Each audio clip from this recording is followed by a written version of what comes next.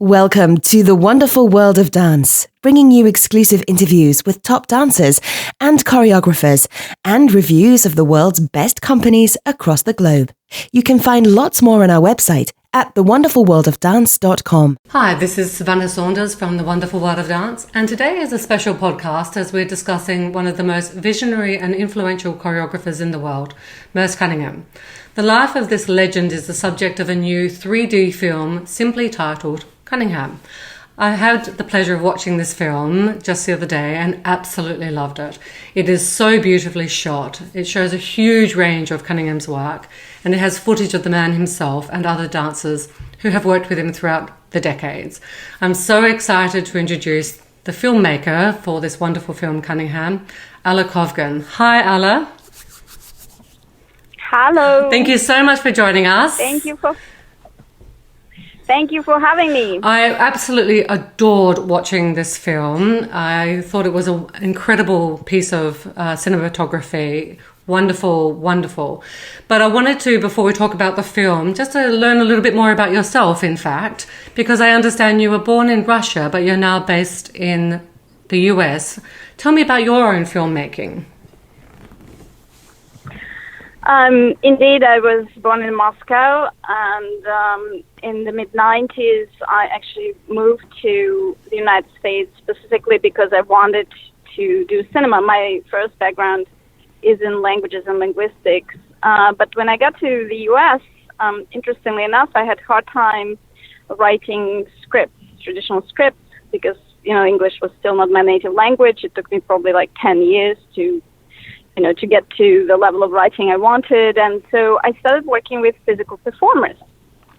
And that's what led me to dance film collaboration. So I started this quite, many years ago, almost 2 decades. And what I discovered is that modern dance and cinema share a birthday. That's the end of the 19th century. And if you think of cinema, it was an art that was invented to capture motion, and most interesting movies were dancers. So a lot of first filmmakers ended up filming physical performance or dances, and actually thanks to them, cinema became popular. So it's a very interesting. So I sort of dived into dance film collaborations. Started a festival in St. Petersburg where showing all kinds of dance films, just primarily because I wanted to learn, to see what's possible between cinema and dance. And that's how I came across Merce Cunnigham. And you've actually produced quite a number of dance films in your career, as you said, over the last decade or more. What led you to make this particular film at this particular time? I never really wanted to make a film about Merce Cunnigham.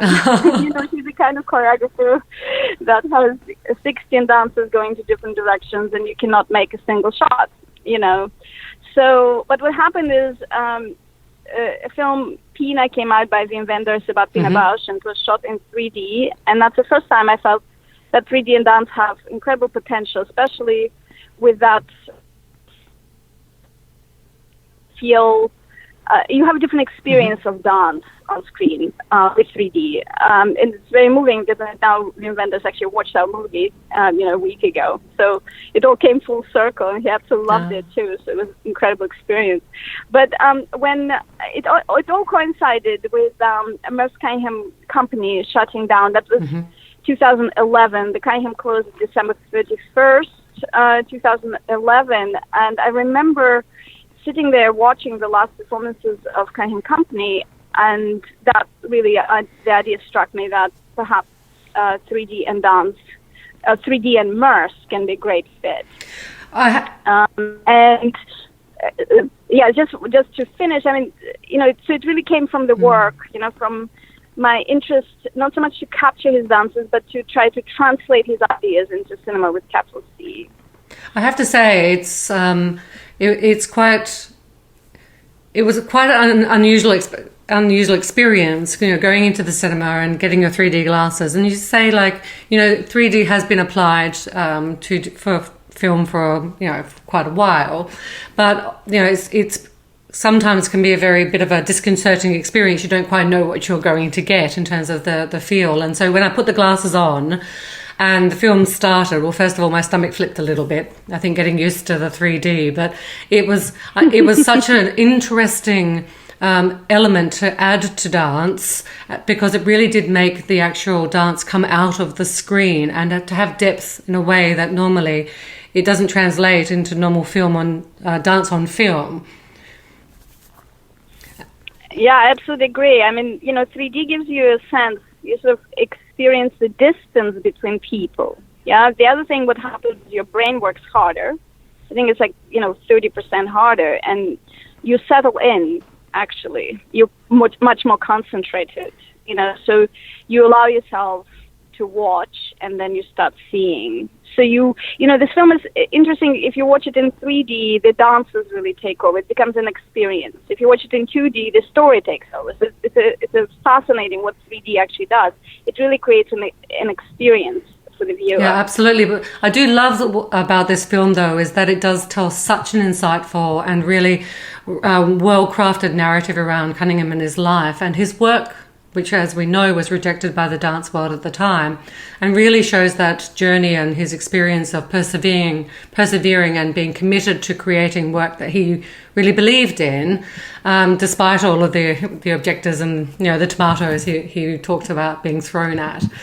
And I'm just interested, there's such a vast array, and I think the element that I also love was there's so much work of his shown in the most incredible way. So I love how the film opens up. I don't want to give too many spoilers out, and you see that the dancers on a rooftop. I won't say where. I really don't want to give the spoilers, but it's such an incredible introduction to his work and to the film, and the way it's shot was amazing. How did you approach presenting such a huge body of work in such incredibly diverse locations?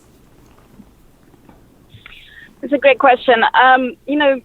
Because the intention was to translate Merce's ideas into cinema. What happened is that first we identified the period, and the period is between 1942 and 1972, primarily for those men, because it's the struggling years. It's a film about how Merce became Merce, from a young dancer to an established choreographer.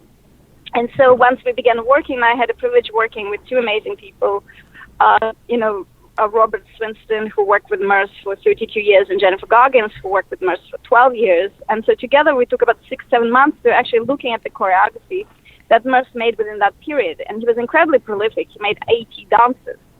And some of the dances were very well recorded. They were a recording of their rehearsals. They were recordings of their performances. And some of them were not at all. They were just notes on paper.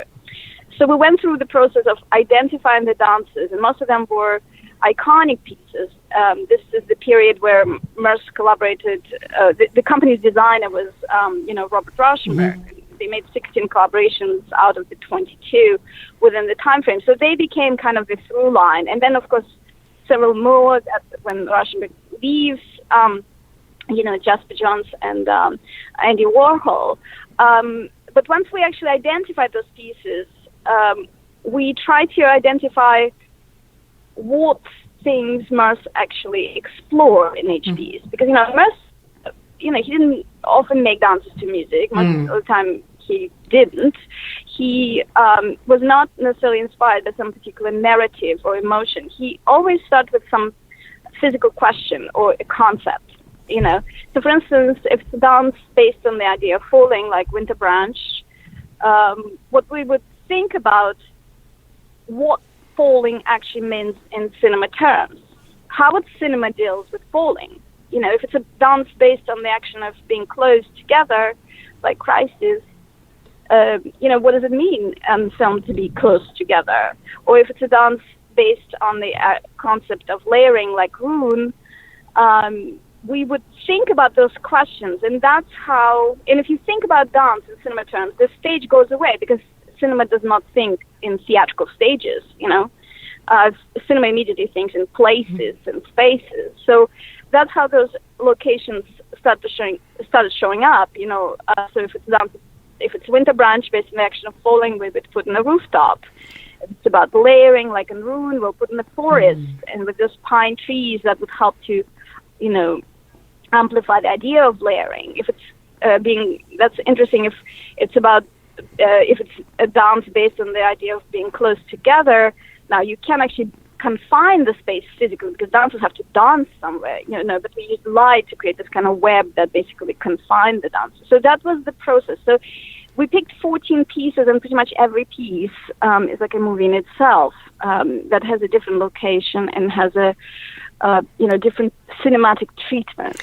And I really loved as well that it wasn't just archive footage of these pieces, as you say, recorded in various sort of quality or aspects or lengths, but it's actually a presentation of his work by dancers today. It had this incredible balance between exploring the ideas of his work and then really presenting what this looks like to those who may not have seen such a huge body of work. And I just wonder, when you're on the set, as you say, in these different locations, and you've got the dancers there who have obviously, mastered the work and coming together, what is that like on the set for yourself as the filmmaker, the cinematographer, but also as for the dancers as well? It's a great question. I mean, the film took 7 years to make. That was going to be one of my questions. Wow. Yeah, half of the time, making the movie and half of the time was making the movie happen. My director of photography, who I owe a lot, Mo Hassano, we worked together since 2006. He's kind of a dancer with the camera himself. Okay. But, we walked in New York City and we picked all the locations because we really wanted to film this film in New York City because it's such a New York, artist, it's such a New York story, but we couldn't get money together. And so thanks to our European partners who basically made the movie happen financially in many ways, we had to film everything in Germany. So all our scouting in New York and all our storyboarding for New York ended up being useless. So we had to go back and we had to scout Germany all the way from Hamburg to Stuttgart, because if you know geography, it's like from north to south and everything in the middle.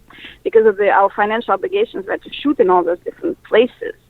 And you wouldn't believe it, but we shot this film in 18 days. Wow! Despite the 7 years. Yeah, I literally can't believe that. I'm flabbergasted. There's so much work in this piece. And the reason I could do that is because of this meticulous, storyboarding and a process that we went through and identified for ourselves.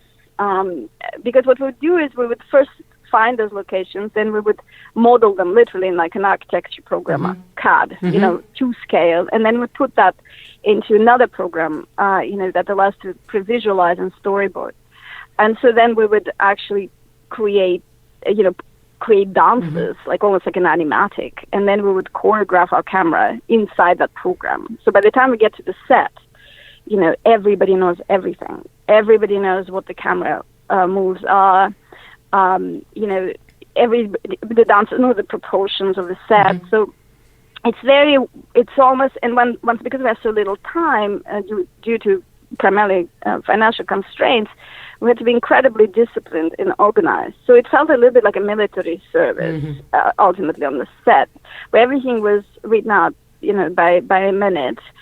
And we had to the hardest thing was to actually teach the technical crew to be so organized, because, people don't have experience filming dance at all. I mean, the first pilot, the first dance we shot for the pilot was in 2015.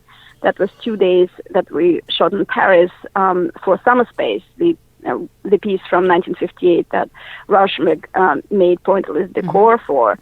And, we learned from that actually crane crews cannot remember more than 40 seconds of choreography, even though we worked with those who actually worked for Pina. And what's interesting is that in Pina, when they were filming, they told us they mostly followed the music cues. Because, Stravinsky's music, and the camera goes up according to, the cues. But in our case, there was no music. you know. So that's why it was completely, they had to remember the choreography. They had to learn it, and it was really difficult for them. First of all, they've never worked with anything like it. So even though they looked at storyboards, even though they looked at everything, it was a real challenge for them to actually sort of synchronize their cameras with the movements of the dancers, and that took a lot of time. But the dancers were incredible because they would tell us how many takes they can do. Like sometimes they say, "Well, I can only do 5 takes of this, or I can only do 2 takes of this." And sometimes they had to do 14 takes of this. It's just mostly because of the, how do you arrive to that magic take? That would. Where would the choreography of the camera and choreography of the dance align? It was a very open process. Dancers could look at themselves. They got used to that. They had suggestions, often great. But at the same time, we had always like many, many pairs of eyes. It was myself and our DP and our director of choreography, who's probably one of the only directors of choreography in the world. She's a woman, Josephine Derolb, and she did work on Pina. Then we had Jennifer Goggins, our director of choreography, and then we had, of course, a focus puller and all the crane people with Steadicam. So it was an incredible amount of people looking at the same shot in this very concentrated fashion. But there was a lot of I felt like those takes were like little performances. The concentration was incredible, and oftentimes there was dead silence. Because nobody talked. Everybody was so concentrated, either as an audience member, or just somebody who was really carefully watching for what's happening on the screen. It is a very... So it was thrilling. Yeah. But Sorry, no, keep going. Yep. Go ahead. No, it's just an interesting, it's kind of a magic thing. I mean, one anecdote to tell you that, for instance, Crisis, there's a moment in the film where it's a trio from Crisis, and Roshan Mitchell, who is in the middle, and there are 2 women, Corey Kresge and Jennifer Goggins, in that same shot. And basically, I get a message in the morning that from a physical therapist, whom we also had on set, who says that basically Roshan cannot do it. I mean, there's no way because his knee is going to break. And as the day progresses, we start thinking about, well, how we're going to change the shot and everything else. As everything, happening, I get another message, and it says, well, maybe he can do it once. I think she basically says that a physical therapist, who had amazing physical therapist on set, she says, well, maybe we can do some magic between, exercise and drugs, and he can actually do it once. And so in the end, he did it once. But, imagine now the amount of preparation that went into that shot, an amount of concentration that was required from everyone, from the crew, primarily. I mean, that was an incredible experience. I mean, I think we all wanted to weep after he actually has, this presence in the moment, and we experienced that on the set and film set, which is not often, often happens, but there were moments like that. And these very close-knit moments and of everyone coming together, it sort of reminds me of the closeness of Cunningham in his early days of his company, really, where he was, in the back of the van with his dancers driving around Europe, presenting this work to, much disregard in the early days. And I'm just wondering as well, because the film, as you mentioned, does cover the collaborations that he has that are so important in terms of the music and also in terms of the art. How, for you, what was the most important element in terms of bringing, or how did you bring those sort of elements together so that it was very, very difficult to explain until you see the movie, because how they come together visually is quite incredible in terms of some of the recreations of the sets, which are just stunning when I'm thinking particularly of one piece, which I can't remember the name, the one with the the camouflage, which is just stunning. Yeah, that's Summer Space. Summer yeah, Space, that's Summer it. Space. Yes, yeah. And yeah. when and just how that looks visually, and you, as you describe it, it's just incredible, especially with the 3D element. You are so in the moment of watching this performance and so immersed in the space. It's such an incredible experience for the viewer. And I'm just wondering for you, sort of as the filmmaker, these elements must be very difficult to balance, perhaps, or are they? Well, I mean, if you work with, in the arts in general, I mean, you always, there are multiple elements. And, my background, I've never been sort of, I never had any fear about working with different technologies and also in different worlds. So because I've done multiple projections. I had an interdisciplinary artist collaborative with a set designer and a choreographer. I've had experience of sort of pulling elements together. Of course, on cinema, it's a little different, because it's sort of today you pull them together and tomorrow you don't need them anymore. So it's an interesting kind of, and so we approached every dance as a kind of solitary unit, and then we would go really deeply into trying to understand what we need for it, With this particular piece, Summer Space is incredible because Merce staged photographs of Summer Space himself in 1958, and Robert Rutledge, amazing photographer, took pictures of those photographs. And in those photographs, he takes Rauschenberg decor and he sort of drapes it on the wall and on the floor. And then the dancers are posing in the middle, So they feel like they're enveloped by this decor. And then I read some, books, basically. Carolyn Brown, in her book, Chance and Circumstance, she basically says, well, Merce was kind of frustrated that he couldn't do that on stage, just to have the decor. He had this just like as a backdrop, but not like an environment. And then I thought, okay, and also, everybody says, well, it's about this idea of that there are no fixed points in space and you can watch dance from all these different directions. And I was thinking, okay, well, one way we could translate the idea behind this dance is to actually realize his dream. Oh. We can actually now create an environment that would be covered 100% by Rauschenberg painting, whether it's almost the ceiling or the floor of or the walls. So that's how it came about. Because now with technology, we can actually do that.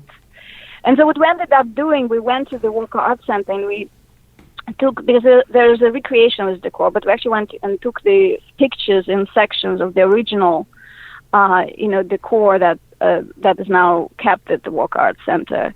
And then we took pictures in sections and we stitched it together digitally. And so we basically ended up with this giant canvas, that then could be easily sort of spread into this bowl that we imagined, like it's a kind of a spherical space that was modeled in France by this VFX house La Maison. And then we planted a sort of a studio, like a actual physical space within that bowl where our dancers were actually dancing. And that studio was built, it's a green screen studio that was built in France where we shot the movie.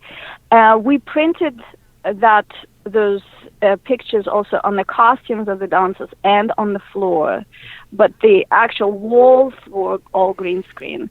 So once we shot everything, then La Maison had to actually, track the camera movements, isolate the dancers, and then implant, sort of populate Rauschenberg's decor into that green screen. But it's not only the green screen, it's also that other ball that was there. So it became this very interesting thing. Honestly, I did not know going into this what would happen. I imagined it's possible, but I never knew it would be possible. Wow. So we were trying to convince everyone that that's definitely what's going to happen, but, we've never done that before. So how do you populate a painting into this kind of environment? But it worked out. It's an interesting. It was definitely a big risk. I think that everybody was a bit nervous about what's going to You must have been very happy with how it turned out, though. It looks incredible, truly. Yeah, absolutely. No, I mean, it's definitely, sometimes I can't even believe the way it looks, actually, honestly. I mean, it just really worked. But it's an interesting concept. It's interesting as well, because when you watch the dance performance, you do not get the sense that they're dancing on essentially a green, backdrop, that they aren't experiencing what we're experiencing, because you would never have imagined that those things are so disconnected. But it's interesting in some type of reflective way of Cunningham and his work as well, actually. It's very interesting. It's very effective, I have to say. I wanted to ask as well. Thank you. Yeah, wonderful. Everyone must see this movie. It's amazing. I wanted to ask as well. Yes. Obviously, you were inspired by seeing his work to create this film. What did you learn through your exploration of this great choreographer? What was the most surprising thing about him or his work that you discovered that has really sort of remained with you? When I began the project, I knew the artist. I had an idea who the artist was, but I didn't know the man. And I think the things that struck me is, this Merce's humanity. There were a lot of myths about him. People said he was not a very good communicator. He was kind of robotic. He was not interested in emotion and all these things. But in reality, I think that's not true at all. I think he may not have started with emotions when he was working, when he was making a piece of, a dance piece.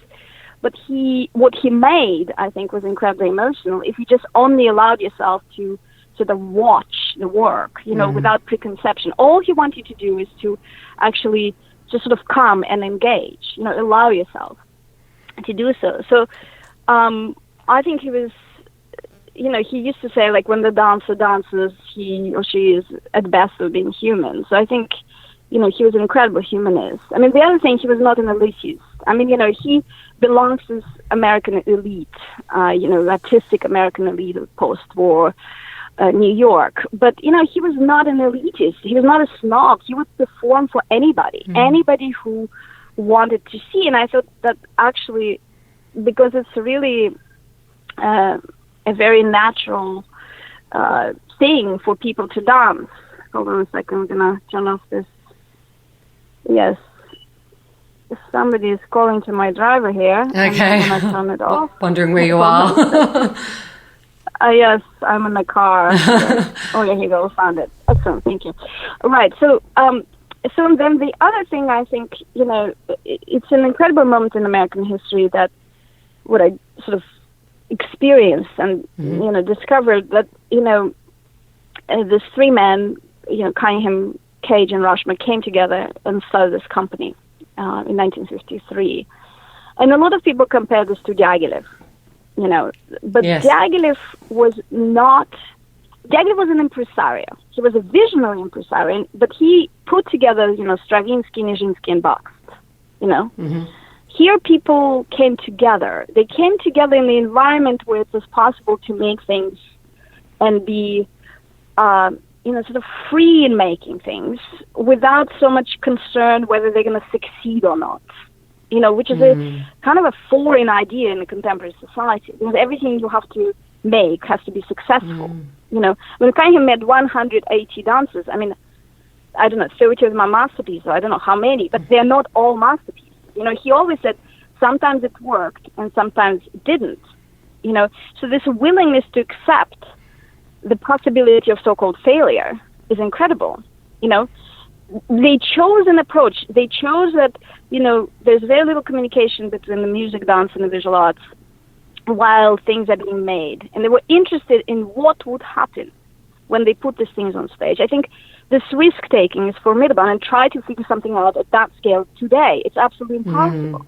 Because everything is guided by this idea that it has to be successful, So I think that was incredible sort of discovery for me. And of course, the final thing is, this spirit of perseverance, of course, that we mentioned so many times. And, when he got to Europe in 1964, he was 45 years old. I mean, what does it mean for a dancer to be 45 years old and finally to perform as many times as he wished. Because when he actually was at the height of his physical ability, he didn't have opportunities to perform. He felt that aging process.